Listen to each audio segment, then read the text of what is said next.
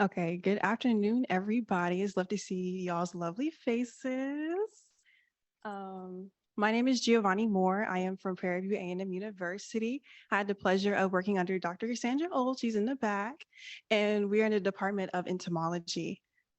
We did our research over the effect of pasture burning on dung beetle populations collected in the Flint Hills.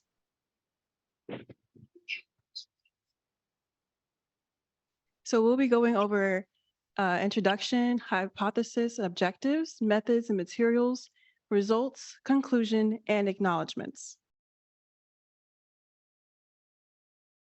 To start my introduction, it's very important to know the benefits of dung beetles into our ecosystems. For one, they help the parasites that are living in the stomachs of livestock.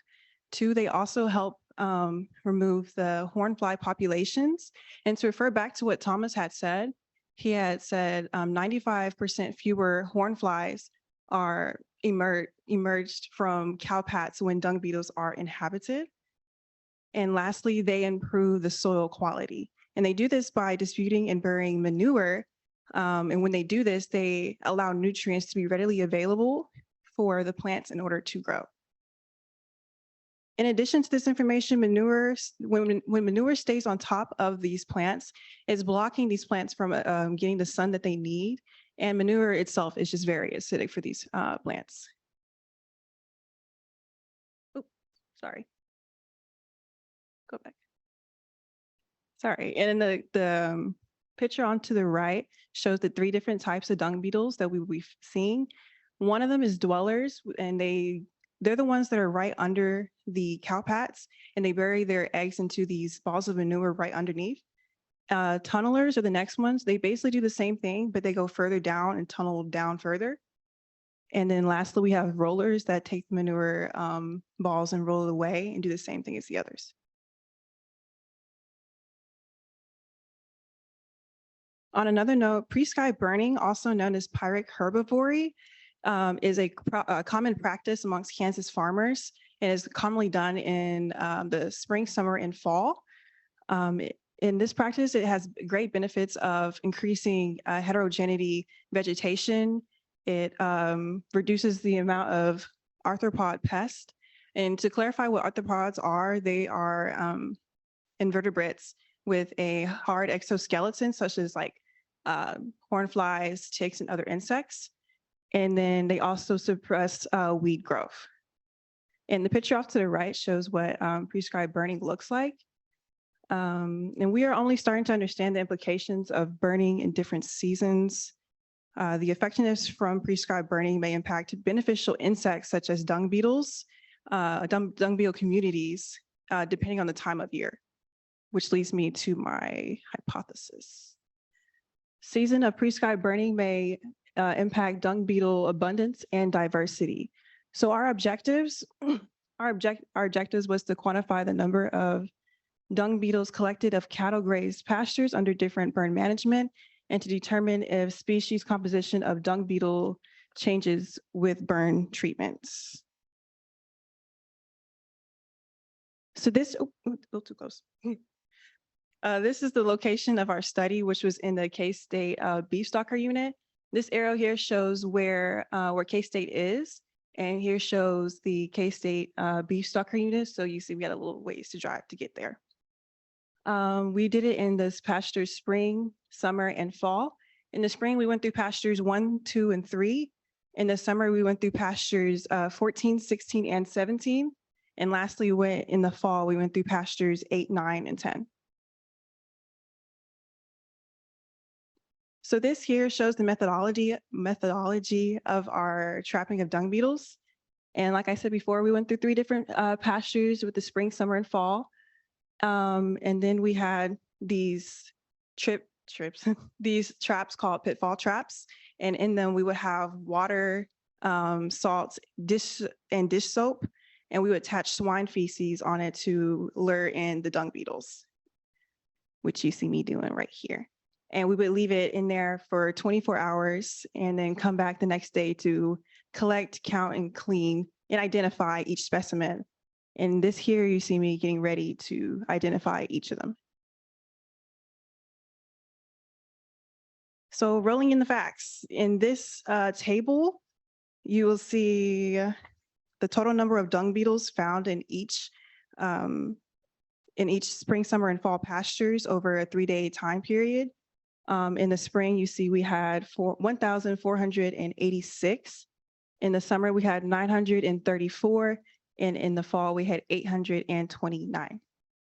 In the picture off to the left, to y'all's left is a dung beetle, to be more specific, Canthon calcites, with his ball of manure. And fun fact, he was actually still alive when we found him collecting them. So we had found a variety of 8 different species, and Onthophagus hectic was our most abundant, which is right here. And then we had Fungus in Vindex, Canthon calcites, as stated before, and Canthon viridis. And to continue on, we had Histridae, Fungus triangularis, Melanon Canthon nigricornis, and Pseudo Canthon perplexus, which is the one on the top, which is very similar to Histridae.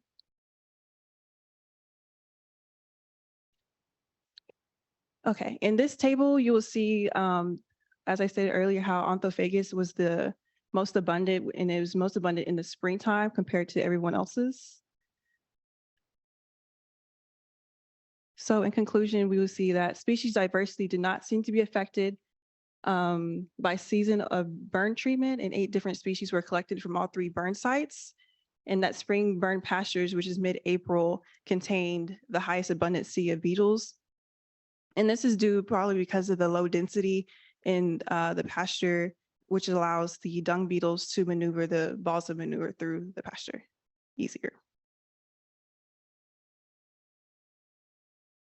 And to tie back to our hypothesis is we now have a baseline for the number of species at the stalker unit and how burning season may shape this.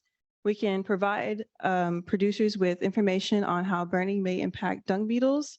And for the implications, other studies carried out in the summer focusing on the effects of burning on hornflies and ticks will be used together with this research to help producers develop a better integrated pest management strategies. These are my references and these are my acknowledgements. I would really like to thank Dr. Cassandra Olds for being so patient with me and allowing me to be in her lab with everyone else that's in her lab. I thank y'all too, and thank you to Dr. Wiley for allowing me to be here and everyone in her department as well. Any questions?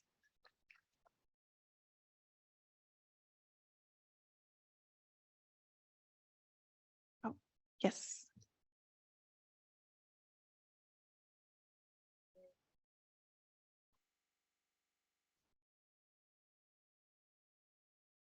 I'm sorry, say again?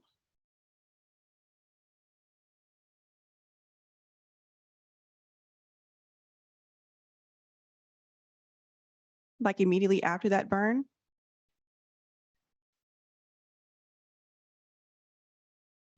I don't believe so, but I can ask I can direct it back to my professor back there in the back.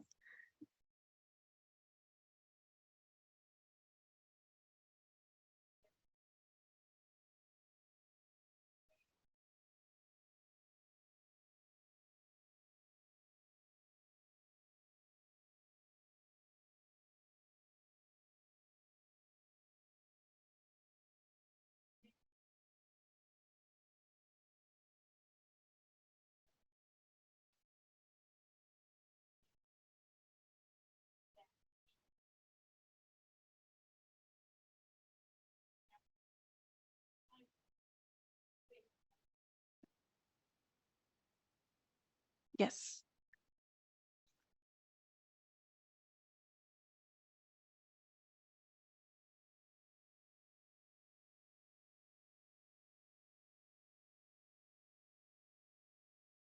So we use swine feces specifically because they like the smelliest type of species, which is swine, and it helps us to it helps them draw them into more to the swine compared to the cattle feces.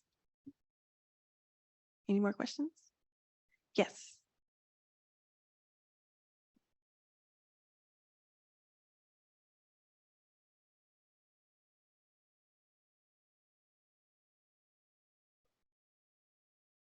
Were you talking for History Day? Mm.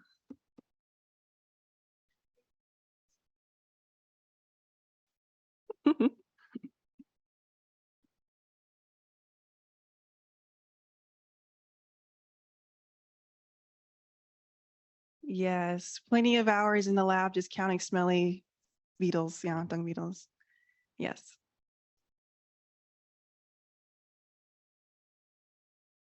Hmm.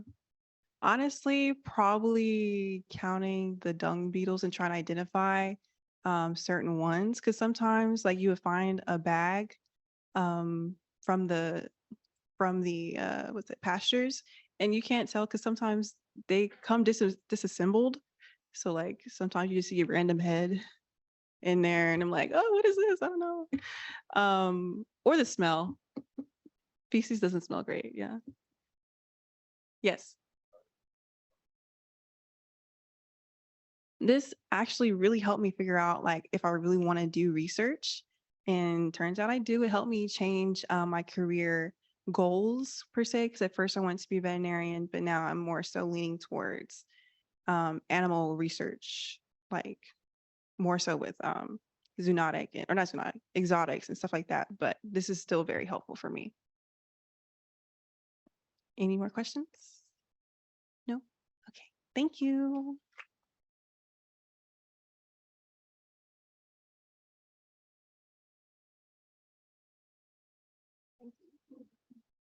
Thank you for that presentation, Giovanni. We're actually going to take just a few minute break. We'll try to get started back up here